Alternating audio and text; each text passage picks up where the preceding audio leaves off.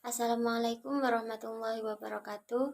Perkenalkan, saya dari kelompok 5 Usul Fikih, nama Melisa, NIM 2011050030030 dari kelas Akuntansi Syariah 1. Di sini saya akan menjelaskan tentang makalah yang berjudul Qiyas sebagai sumber hukum dalam muamalah. Pada kesempatan kali ini saya akan menjelaskan tentang pengertian qiyas, rukun qiyas, dan juga macam-macam pembagian qiyas. Untuk pengertian qiyas, qiyas menurut bahasa ialah pengukuran sesuatu dengan yang lainnya atau penyamaan sesuatu dengan sejenisnya. Ada beberapa golongan berpendapat.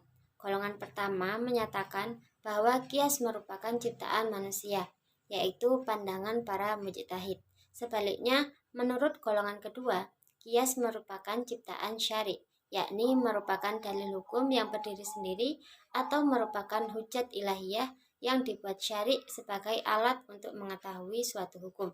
Ulama usul fikih memberikan definisi yang berbeda-beda, bergantung pada pandangan mereka terhadap kedudukan qiyas dan istinbat hukum. Untuk yang pertama, Al-Ghazali dalam Al-Mustafa mendefinisikan menanggungkan sesuatu yang diketahui kepada sesuatu yang diketahui dalam hal menetapkan hukum pada keduanya atau meniadakan dari keduanya disebabkan ada hal sama antara keduanya dalam penetapan hukum atau peniadaan hukum.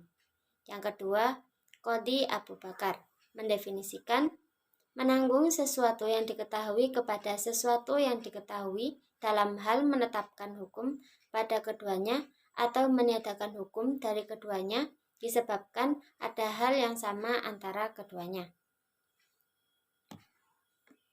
Yang ketiga, Ibnu Subhi mendefinisikan menghubungkan sesuatu yang diketahui kepada sesuatu yang sudah diketahui kesamaannya dalam ilat. Hukumnya menurut pihak yang menghubungkannya atau mujtahid. Yang keempat, Abu Zahroh mendefinisikan menghubungkan suatu perkara yang tidak ada nas tentang hukumnya kepada perkara lain yang ada nas hukumnya karena keduanya berserikat dalam ilat hukum. Yang kelima, Ibnu Qudamah mendefinisikan menanggungkan atau menghubungkan furu' kepada asal dalam hukum karena ada hal yang sama atau yang menyatukan antara keduanya. Yang keenam, Ibnu Al-Hummam, samanya suatu wadah atau tempat berlakunya hukum dengan yang lain dalam ilat hukumnya. Bagaimana ada artian syar'i yang tidak dapat dipahami dari segi kebiasaan. 7. Abu Hasan Al-Basri mendefinisikan menghasilkan atau menetapkan hukum asal pada furu' karena keduanya sama dengan ilat hukum menurut para mujtahid. Yang kedelapan, Al-Human mendefinisikan qiyas adalah persamaan hukum suatu kasus dengan kasus lainnya karena kesamaan ilat hukumnya yang tidak dapat diketahui melalui pemahaman bahasa secara murni. Selanjutnya, rukun qiyas. Rukun qiyas yang pertama yaitu asal atau pokok, yaitu suatu peristiwa yang sudah ada nasnya yang dijadikan tempat mengkiaskan. Ini berdasarkan pengertian asal menurut fuqaha. Sedangkan asal menurut hukum teolog adalah suatu nas syara' yang menunjukkan ketentuan hukum, dengan kata lain, suatu nas yang menjadi dasar hukum. Asal itu disebut juga maqis alaih atau yang dijadikan tempat mengkiaskan, mahmul alaih atau tempat membandingkan, atau masyabbah bin atau tempat menyerupakan. Yang kedua, al-hukm. Al-hukm adalah hukum ketetapan nas, baik Al-Quran maupun hadis atau ketetapan ijma', atau bagi orang yang menganggapnya sebagai sumber hukum asal yang hendak ditransfer pada kasus-kasus hukum baru karena adanya unsur persamaan. Untuk yang ketiga, far'u. Far'u adalah objek yang akan ditentukan hukumnya yang tidak ada nas atau ijma' yang tegas dalam menentukan hukumnya. Al-far'u ialah kasus yang hendak diketahui hukumnya melalui qiyas terhadap hukum asalnya. Untuk yang keempat, ilat. Ilat adalah pokok yang menjadi landasan qiyas. Imam Fahrul Imam Al-Bazdawi telah menegaskan bahwa ilat merupakan rukun qiyas dan landasan dari bangunan qiyas. Sebagian ulama mendefinisikan ilat sebagai suatu sifat lahir yang menetapkan dan sesuai dengan hukum. Ada 5 syarat yang mensahkan ilat menjadi dasar kias ialah sebagai berikut. Untuk yang pertama, ilat harus berupa sifat yang jelas dan tampak, sehingga ia menjadi sesuatu yang menentukan. Yang kedua, ilat harus kuat, tidak terpengaruh oleh perubahan individu, situasi, maupun keadaan lingkungan, dengan satu pengertian yang dapat mengakomodasi seluruh perubahan yang terjadi secara definitif. Yang ketiga, harus ada kolerasi atau hubungan yang sesuai antara hukum dengan sifat yang menjadi ilat. Yang keempat, sifat-sifat yang menjadi ilat kemudian melahirkan kias harus berjangkauan luas atau mutaati, tidak terbatas hanya pada satu hukum tertentu. Untuk yang kelima, syarat yang terakhir bahwa sifat yang menjadi ilat itu tidak dinyatakan batal oleh suatu dalil. Selanjutnya, macam-macam pembagian kias. Pembagian kias dapat dilihat dari berbagai segi sebagai berikut. Yang pertama, pembagian kias dari segi kekuatan ilat yang terdapat pada furu' dibandingkan pada ilat yang terdapat pada asal. Yang pertama, kias aulawi, yaitu kias yang berlakunya hukum pada furu' lebih kuat dari pemberlakuan hukum pada asal karena kekuatan ilat pada furu'. Yang kedua, kias musawi, yaitu kias yang berlakunya hukum pada furu' sama keadaannya dengan berlakunya hukum pada asal karena kekuatan ilatnya sama. Yang ketiga, kias adwan, yaitu yang berlakunya hukum pada furu' lebih lemah dibandingkan dengan berlakunya hukum pada asal meskipun kias tersebut memenuhi persyaratan. Pembagian kias dari segi kejelasan ilatnya. Yang pertama, kias jali, yaitu kias yang ilatnya ditetapkan dalam nas bersamaan dengan penetapan asal atau tidak ditetapkan ilat itu dalam nas. Namun titik pembedaan antara asal dengan furu' dapat dipastikan tidak ada pengaruhnya. Yang kedua, kias kafi, yaitu kias yang ilatnya tidak disebutkan dalam nas. Maksudnya, diistinbatkan dari hukum asal yang memungkinkan kedudukan ilatnya bersifat zanni. Selanjutnya, pembagian kias dari segi keserasian ilatnya dengan hukum. Yang pertama, kias mu'atsir, yaitu diibaratkan dengan dua definisi. Pertama, kias ilat penghubung antara asal dan furu' ditetapkan dengan nas yang syarih atau ijma'. Kedua, kias yang ain, sifat atau sifat itu sendiri yang menghubungkan asal dengan furu' itu berpengaruh terhadap ain hukum. Yang kedua, kias mulaim, yaitu kias yang ilat hukum asal dalam hubungannya dengan hukum haram adalah dalam bentuk munasib mulaim. Selanjutnya, pembagian kias dari segi dijelaskan atau tidaknya ilat pada kias itu. Yang pertama, kias makna atau kias dalam makna asal, yaitu kias yang meskipun ilatnya tidak dijelaskan dalam kias, namun antar asal dengan furu' tidak dapat dibedakan, sehingga furu' itu seolah-olah asal itu sendiri. Yang kedua, kias ilat, yaitu kias yang ilatnya dijelaskan dan ilat tersebut merupakan pendorong bagi berlakunya hukum dalam asal. Yang ketiga, kias dilalah, yaitu kias yang ilatnya bukan pendorong bagi penerapan hukum itu sendiri, namun ia merupakan keharusan atau kezaliman bagi ilat yang memberi petunjuk akan adanya ilat. Selanjutnya, pembagian kias dari segi metode atau masalik yang digunakan dalam asal dan dalam furu'. Yang pertama, kias ikhalah, yaitu kias yang ilat hukumnya ditetapkan melalui metode munasabah dan ikhalah. Yang kedua, kias syabah, yaitu kias yang hukum asalnya ditetapkan melalui metode syabah.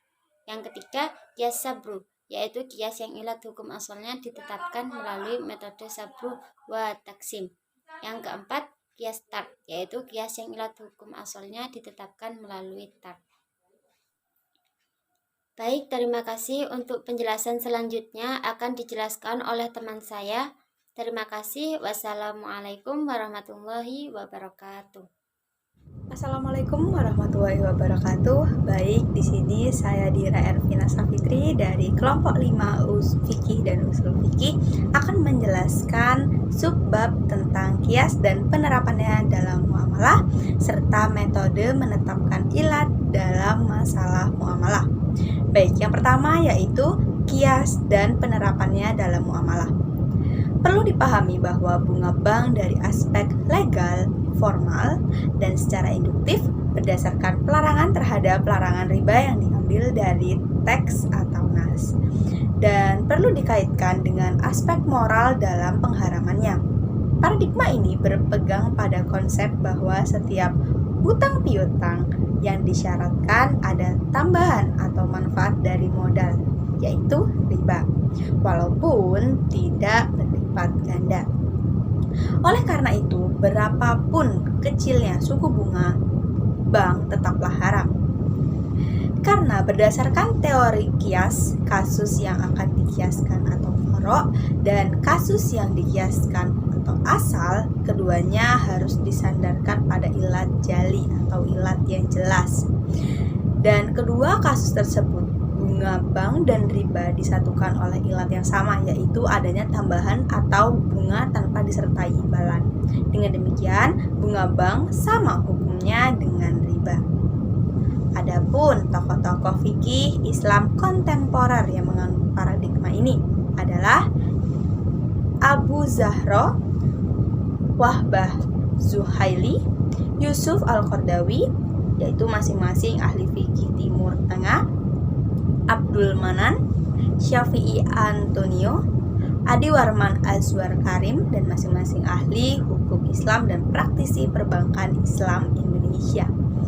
Menurut Yusuf Al-Qardawi berpendapat bahwa riba yang diharamkan dalam Al-Quran tidak membutuhkan penjelasan dan pembahasan lebih lanjut, dikarenakan tidak mungkin Allah mengharamkan sesuatu kepada manusia yang tidak mereka ketahui bentuknya.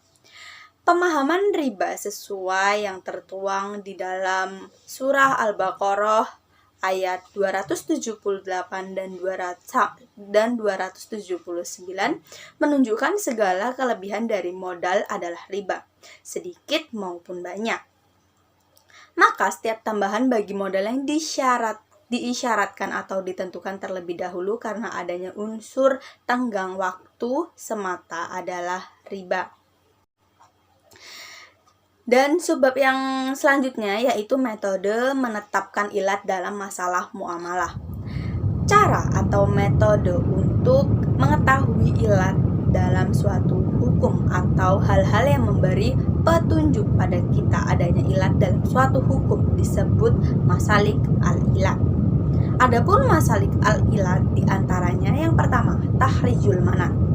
Menurut tata bahasa lugawi, kata tahrij berarti mengeluarkan dari sesuatu, juga berarti perbedaan dua warna. Tahrij sebagai masdar dari kharaja menunjukkan bentuk fi'il muta'addi. Yang keluar itu bukanlah substansinya tetapi faktor eksternal. Contohnya, mengeluarkan sesuatu yang memintanya keluar, berarti menggali dan menuntutnya keluar. Tahrijul manat atau ekspansi dapat diartikan sebagai usaha menyatakan ilat dengan cara mengemukakan adanya keserasian sifat dan hukum yang beriringan serta terhindar dari sesuatu yang mencatatkan. Contoh dalam pencarian ilat dalam hadis yang diriwayatkan oleh Imam Muslim yaitu kullun musrikin haram. Setiap yang memabukkan adalah haram, yaitu sifat memabukkan. Sifat memabukkan tersebut menghilangkan akal yang dituntut syara' untuk dijaga. Sifat ini sesuai dengan hukum haramnya setiap yang memabukkan tersebut. Kata haram pada nas dengan kata yang memabukkan diseiringkan. Yang kedua yaitu tankihul manat. Ialah mengumpulkan sifat-sifat yang ada pada faro' dan setiap yang ada pada asal, kemudian dicari yang sama artinya. Sifat-sifat yang sama dijadikan sebagai ilat, sedangkan sifat yang tidak sama ditinggalkan.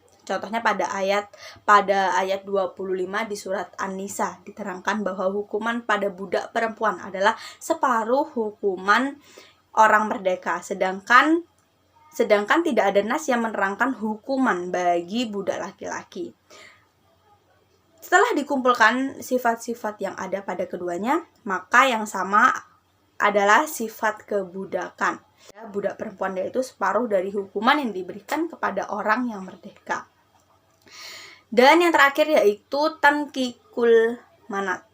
Tankikul manat atau diidentifikasikan masalah adalah menetapkan ilat pada asal, baik berdasarkan nas ataupun tidak. Kemudian ilat tersebut disesuaikan dengan ilat pada faro. Dalam hal ini mungkin ada yang berpendapat bahwa ilat itu dapat ditetapkan pada faro, yang mungkin pula ada yang tidak berpendapat demikian. Contohnya adalah ilat potong tangan bagi pencuri, yaitu karena ia mengambil harta secara sembunyi-sembunyi pada tempat penyimpanannya. Hal ini disepakati oleh para ulama. Berbeda pendapat ulama jika ilat yang ditetapkan pada hukuman bagi pencuri kafan dalam kubur. Begitulah yang itu saja yang hanya bisa saya jelaskan. Saya terima kasih dan mohon maaf jika ada salah kata. Wassalamualaikum warahmatullahi wabarakatuh. Assalamualaikum warahmatullahi wabarakatuh. Nama Nurlia Furqani, NIM 2011050300034. Di sini saya akan menjelaskan contoh penerapan muamalah dalam muamalah kontemporer. Contohnya seperti jual beli emas yang secara tidak tunai, yaitu merupakan sebuah proses pemindahan hak milik berupa emas yang dianggap sebagai harta atau barang komoditas kepada pihak lain dengan menggunakan uang sebagai salah satu alat tukarnya yang dibayarkan secara berangsur-angsur dengan tingkat harga atau angsuran sesuai dengan kesepakatan dan kerelaan kedua belah pihak saat melakukan akad. Dan ini telah dikiaskan dengan nas Al-Quran surah Al-Baqarah ayat 275 yang berbunyi wa ahadallahu al-bai'a wa harrama riba, yang artinya dan Allah telah menghalalkan jual beli dan mengharamkan riba. Juga dikiaskan dengan hadis Rasulullah yang sabdanya yaitu sesungguhnya jual beli itu hanya boleh dilakukan atas dasar kerelaan antara kedua belah pihak. Hadis riwayat Ibnu Majah dan Al-Baihaqi dan dinilai sahih oleh Ibnu Hibban. Juga hadis Nabi riwayat Muslim, Abu Daud, Tirmidzi, Nasa'i dan Ibnu Majah dengan teks Muslim dari Ubadah bin Samit. Nabi bersabda, jual beli emas dengan emas, perak dengan perak, gandum dengan gandum, syair dengan syair, kurma dengan kurma dan garam dengan garam, dengan syarat harus sama dan sejenis serta secara tunai. Jika jenisnya berbeda, juallah sekehendakmu jika dilakukan secara tunai. Juga hadis Nabi riwayat Muslim, Tirmidzi, Nasa'i, Abu Daud, Ibnu Majah dan Ahmad dari Umar bin Khattab. Nabi bersabda, yang artinya jual beli emas dengan perak adalah riba kecuali dilakukan secara tunai. Menurut pendapat ulama Syekh Ali Jumu'ah, boleh jual beli emas dan perak yang telah dibuat atau disiapkan untuk dibuat dengan angsuran pada saat ini, di mana keduanya tidak lagi diperlakukan sebagai media pertukaran di masyarakat, dan keduanya telah menjadi barang sil'ah, sebagaimana barang lainnya yang diperjualbelikan dengan pembayaran tunah dan tangguh. Kemudian hadis riwayat Abu Sa'id Al-Khudri, Rasulullah bersabda, janganlah kalian menjual emas dengan emas kecuali dengan ukuran yang sama, dan janganlah menjual emas yang gaib atau tidak diserahkan saat itu dengan emas yang tunai. Hadis riwayat Al-Bukhari. Jadi hadis ini mengandung ilat bahwa emas dan perak merupakan media pertukaran dan transaksi di masyarakat. Ketika saat ini kondisi itu telah tiada, maka tiada pula hukum tersebut, karena hukum berputar berlaku bersama dengan ilatnya, baik ada maupun tidak ada. Atas dasar itu, maka tidak ada larangan syara untuk menjual belikan emas yang telah dibuat atau disiapkan untuk dibuat dengan angsuran. Adapun contoh yang lain berdasarkan riwayat dari Umar bin Khattab radhiyallahu an bahwa beliau memasukkan kias dalam bab zakat ketika ia memerintahkan untuk mengambil zakat kuda tunggangan yang ternyata nilainya sama dengan harga 100 ekor unta. Mungkin sekian dari kami, kurang lebihnya mohon maaf. Wassalamualaikum warahmatullahi wabarakatuh.